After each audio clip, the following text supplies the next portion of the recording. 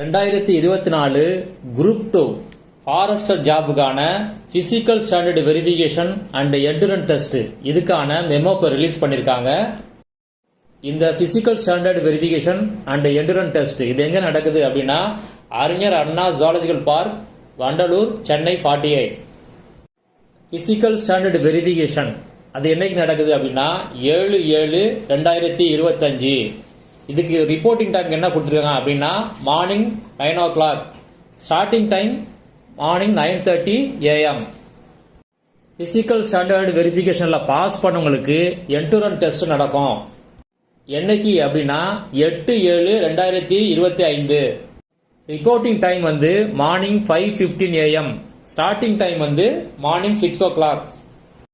மூணாவது பாயிண்ட் என்ன கொடுத்துருக்காங்க அப்படின்னா பிசிக்கல் ஸ்டாண்டர்ட் வெரிஃபிகேஷன்ல பிசிக்கல் ஸ்டாண்டர்டை பொறுத்த வரைக்கும் நோட்டிபிகேஷன் என்ன சொல்லியிருந்தாங்களோ அதை செக் பண்ணுவாங்க. அவங்க தான் செக் பண்ணுவாங்க. அதை செக் பண்ணி தான் ரிசல்ட் சொல்லுவாங்க.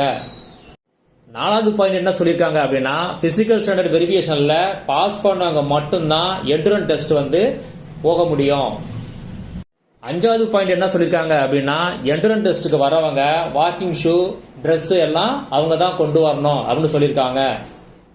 ஆறாவது பாயிண்ட் என்ன சொல்லியிருக்காங்க அப்படின்னா ஃபர்ஸ்ட் எய்ட் அரேஞ்ச்மெண்ட், அப்புறம் வாட்டர், லெமன் அண்ட் குளுக்கோஸ் அதெல்லாம் உங்களுக்கு ப்ரொவைட் பண்ணுவாங்க.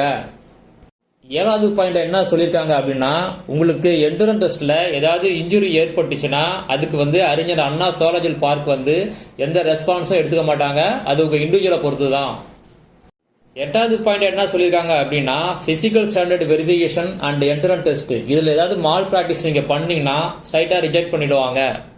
இந்த ரெண்டு டெஸ்ட்டுக்கு நீங்க வரும்போது என்னென்ன டாக்குமெண்ட் கொண்டு வரணும் அப்படின்னு 9வது பாயிண்டா சொல்லியிருக்காங்க.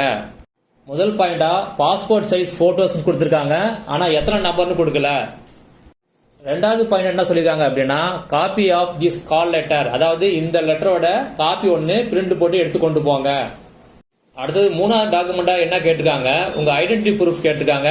அதுக்கு ஆதார் இல்லாட்டினா பேன் கார்டு இல்லாட்டினா பாஸ்போர்ட் இது ஏதாவது கொண்டு போங்க.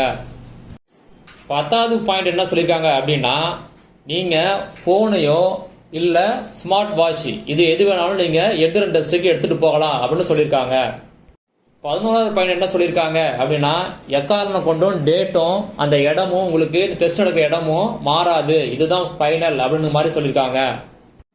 12வது பாயிண்ட் என்ன சொல்லியிருக்காங்க அப்படின்னா இந்த ரெண்டு டெஸ்ட்லயும் நீங்க பாஸ் பண்ணாதான் ஃபர்தரா உங்களை கன்சிடர் பண்ணுவாங்க. இந்த மெமோட லிங்கை வீடியோ டிஸ்கிரிப்ஷன்ல கொடுத்துருக்கேன், ஒரு தடவை செக் பண்ணி பார்த்துங்க.